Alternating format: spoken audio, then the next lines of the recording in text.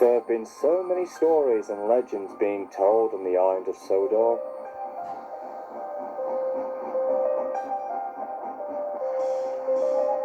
Most of them were brought up whenever long periods of fog and mist came, and the engines would bring up these supernatural tales.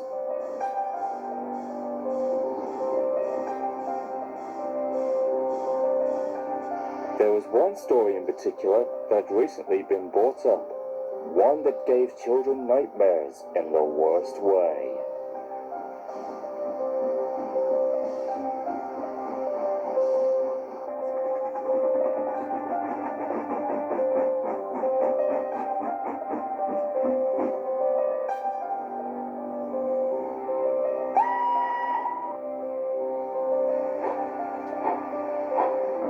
Once upon a time, there was an engine who used to work on Sodor, long before Thomas came in 1915.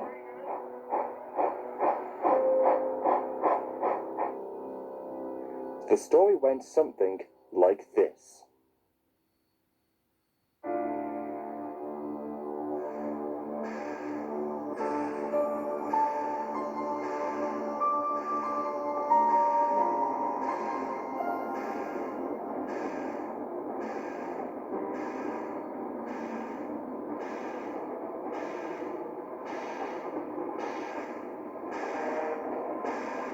Early one night, there was a steam engine waiting at the docks to take his passengers home.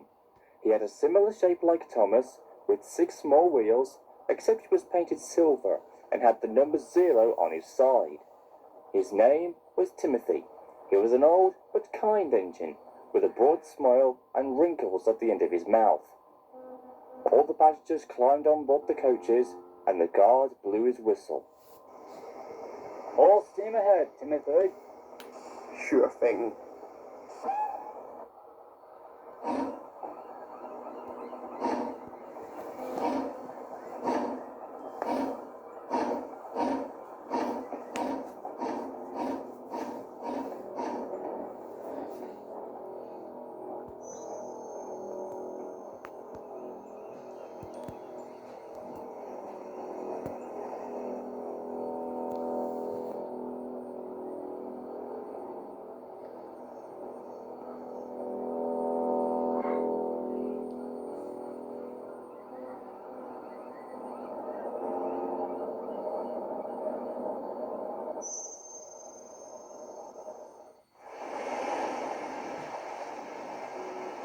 Timothy was soon puffing down the line in the countryside, with the rails humming and the carriages clattering behind him.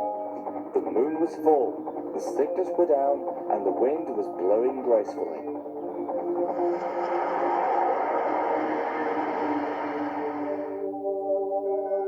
As they approached the first station, it happened. The driver applied the brakes, but Timothy kept on going and shot past the station.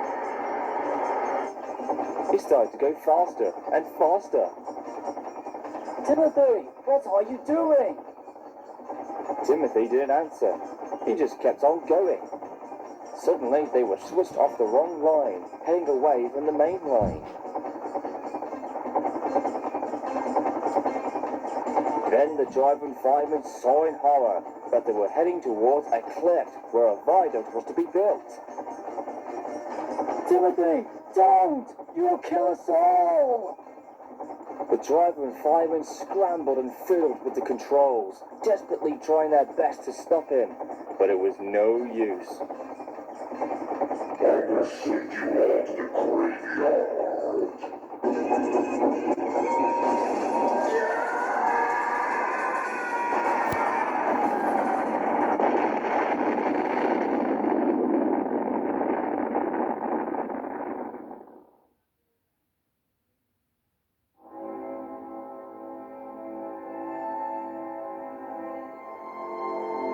The train had crashed through the blockade and had fallen into the ravine below, killing everyone on board.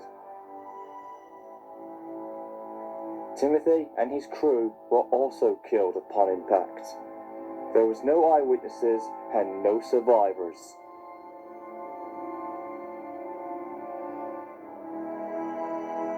The wreck was found by the workmen the following day, but they couldn't identify who the engine was due to being blown up and charred beyond recognition. When investigators came, they had very little evidence to go on, but the bodies of the driver and fireman were found, and they thought they had tried to save the locomotive and the passengers, but couldn't in time. Investigators ruled it as a normal tragic train accident with mechanical failure to the controls as the cause of the crash.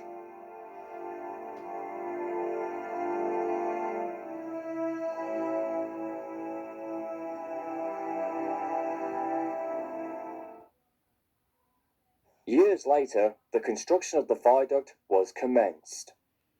However, after the rails were laid and the final works to it were being made, many workmen and railway staff reported seeing a ghost train rushing by, whistling fit to burst and cursing in a demonic voice before screaming into the darkness and disappearing.